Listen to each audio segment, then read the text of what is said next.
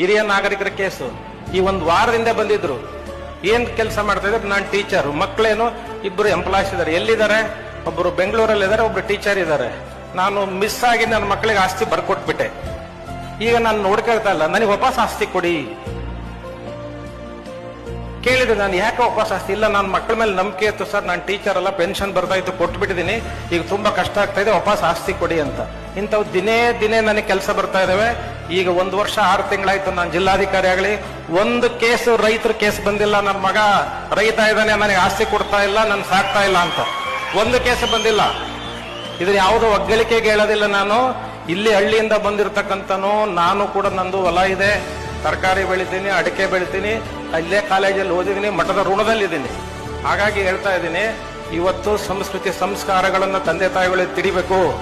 95% ಅಲ್ಲ, 100% ಅಲ್ಲ, ಬರೀ ನೀಟ್ ಅಲ್ಲ, IAS ಅಧಿಕಾರಿ ಅಲ್ಲ ಇಂಪಾರ್ಟೆಂಟು. ನಿಮ್ಮ ಮಕ್ಕಳು ಉತ್ತಮ ನಾಗರಿಕ